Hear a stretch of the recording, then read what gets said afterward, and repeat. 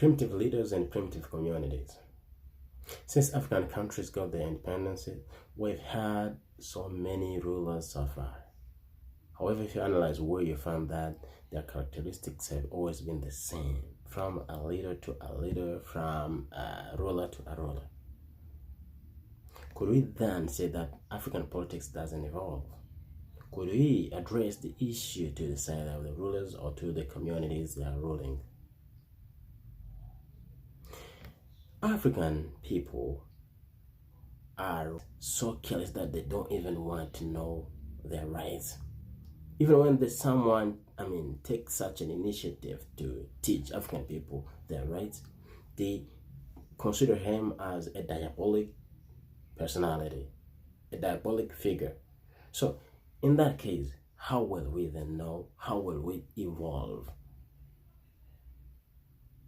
Rulers rule the community according to their awareness, according to their level of understanding politics, what is going on.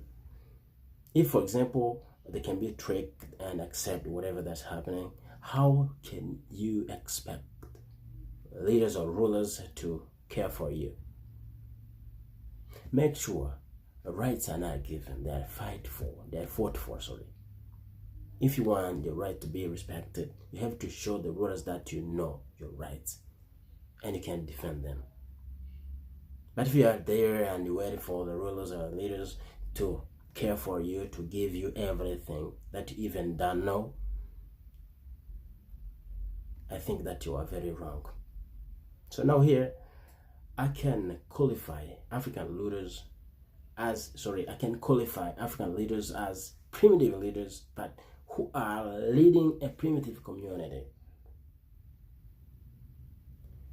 for two reasons. African population, African people always claim that their rulers are treating them, violating their rights, but they cannot stand up for their rights. Even when someone shows the strategy that should be used in order to gain their rights respected, they will say, no, we don't want such a strategy. We'll wait until the nature says. Let me tell you this. If you don't fight for an honor or respect, you never have it. So, fighting for something doesn't mean shedding blood. Fighting for your right doesn't mean bloodshedding, no. It's only a matter of showing your rulers, showing the leaders that you know your rights and you are not ready to let them rule you however they want. This is what fighting for your right means. Then when people say stand up for your right, some people, African people, think about bloodshedding. This is not what we mean. We mean you have to show your rulers, your leaders, that you are aware of your rights and you are not ready to let them violate your right. This is what fighting for your rights means. And I think that in this modern world, war is not necessary. Killing people is not necessary. But you are afraid of fighting for your rights, but you are still being killed, still being jailed unfairly. You're still being tortured. You're still being abducted. What a negative, what a primitive mindset. We need to evolve. We need to change our mindset.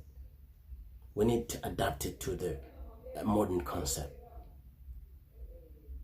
But if we keep our archaic mindset, we'll keep complaining to no avail. Thank you.